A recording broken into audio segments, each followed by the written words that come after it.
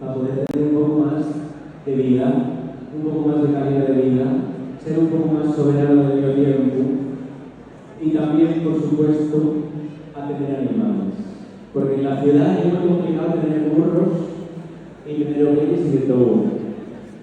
Yo intenté un tiempo, cuando viví en la ciudad naranjo y en Oviedo, tenía un burro y me reñí siempre cuando lo sacaba a pasear. También me recogía mis caballos, tenía que ir con una pala, era una complicación, aquello no podía hacer nada. Luego no tenía donde pastear, tenía que comprar el pasto de fuera, subir los alpaques en el ascensor, reñirme los vecinos, bueno, era una complicación.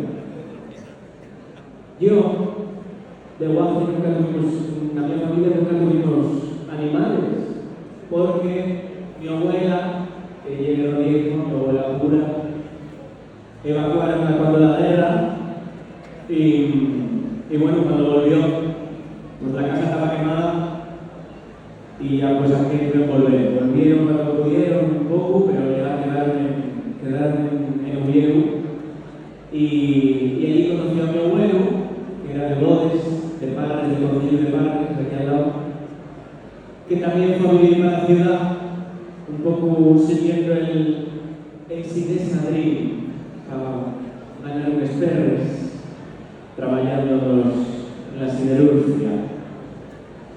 Pero siempre tuvimos muy despellados al pueblo de Rodiejo. Pasábamos allí las vacaciones, los fines de semana que podíamos, las navidades, y éramos veraneantes. En Rodiejo había 3 tipos de habitantes. Había los del pueblo, había los veraneantes y había los foriatos, que eran igual que los veraneantes, pero que no tenían sangre de allí, del pueblo. Y era gente normalmente que venía allí a secar los pulmones, gente de la mina, o a secar los huesos asturianos, todos. Mi casa estaba en la calle principal del pueblo. Y por ahí por esa calle pasa una cañada tradicional de trashumantes que se une con el paso de San Antón, que va a dar a Buiza, no sé si conocéis aquella zona, va a dar a Buiza, y era el antiguo camino de Santiago y el camino de entrada a Asturias antes de que empecé la carretera del Puerto Payares. Pues por ahí delante de mi casa, por aquella cañada, pasaban unos rebañados de ovejas, infinitos, cientos de ovejas, miles posiblemente. Yo acuerdo de que después de que pasaba el rebaño, la carretera ya no se veía prácticamente, tanto caballos de las ovejas. Era una cosa increíble. Y era como cuando pasan les langostes frustrados que no dejan un trigal, pues aquello era igual. Quedaba la carretera toda llena de caballos. Y yo quedaba hipnotizado con aquellos rebaños. Yo cuando sentíamos los yoqueros pasar por la Collá, que llegamos de barrio, ¿cómo se llama el barrio de arriba? La Collá, pasaban por ahí, les ovejas, sentíamos los cencerros y salíamos a la puerta, con bocadillo, con lo que fuera, a sentarnos allí a ver pasar ovejas, que tardaban en pasar, igual tardaban, yo qué sé, media hora en pasar las ovejas. Y yo me acuerdo que el rebaño me comportaba así como si fuera un ser vivo en sí mismo. Movíase en función de las cosas como si tuviera un solo pensamiento. Y a mí me gustaba mucho meter ahí en medio y ver cómo las ovejas se esquivaban, haciendo un corro alrededor de mí sin perder el paso. Encantábame el olor de las ovejas y me sigue encantando. Imaginábame siendo el pastor y hacer que aquella militar de animales me siguiera como si estuvieran hechizados por mí.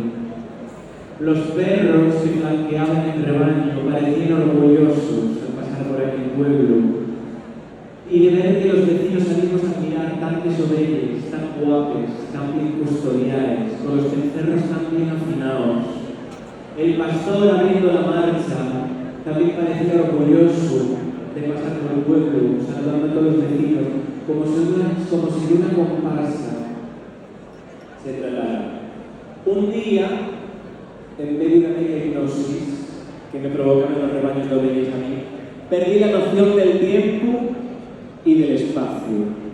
El rebaño fue arrastrándome y cuando me quise dar cuenta, abrí los huellos y estaba en medio de un corral. concretamente en el corral de Nicanor, el cartero de Lorenzo.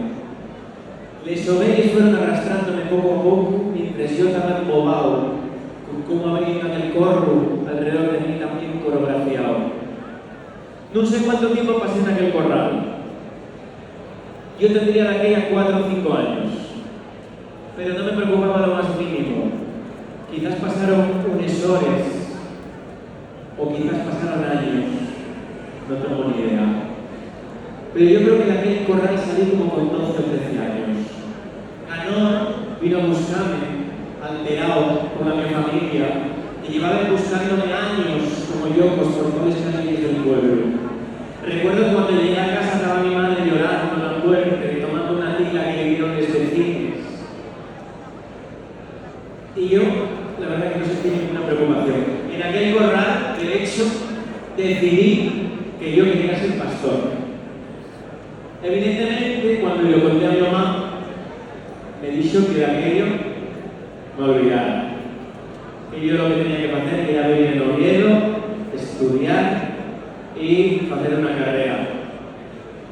Así que prometí a mí mismo que cuando no tuviera que rendir cuentas a mi mamá de lo que hacía o lo que dejaba de hacer, iba a hacer con un rebaño de ovejas y iba a ser pastor. Cuando cumplí 23 años y acabé la carrera, metíme con un rebaño de ovejas muy pequeño, no era como aquellos de Oviedo, muy pequeño, nada. No existe, 20 ovejas.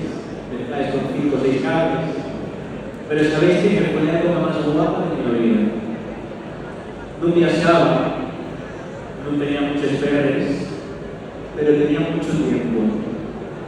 Pasaba mucho tiempo con los meus vecinos y les mis vecinos, y ellos aprendieron a prosperar, aprendieron a matar un cordero con las mis manos, aprendieron a cocinarlo, aprendieron a hacer queso, que nunca me salió bien, salía asqueroso, la verdad. Pero aprendí muchísimo de toda la gente que tenía animales a mi alrededor. De Canor, de Portela, de María La Parra, de Teodomía, de Silverio, de Dorita. Y no solamente aprendí cosas de destreza física, también me enseñaron a pensar. De Teodomía aprendí la paciencia. De Dorita aprendí a no juzgar a las personas por su apariencia ni por su origen. De Portela aprendí que nunca hay que fiarse de la gente que dice que tiene soluciones fáciles a los problemas complejos. Y este fue el mío mayor aprendizaje de la vida. Mucho debo y mucho debemos a la sociedad, a los pastores, muchos de ellos grandes pensadores, grandes contadores de historias, grandes guardianes del patrimonio inmaterial de Asturias, grandes cantores, grandes artesanos.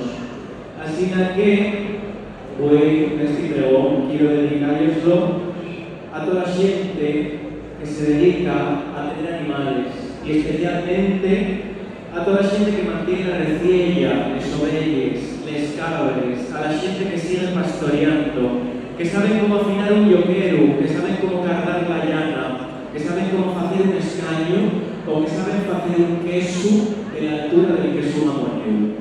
Y quiero daros las gracias a todos los que lo hacéis, tan bueno, tan rico y tan especial. Porque tener a Mamoneo en Asturias hace los ricos a todos los asturianos. Muchas gracias.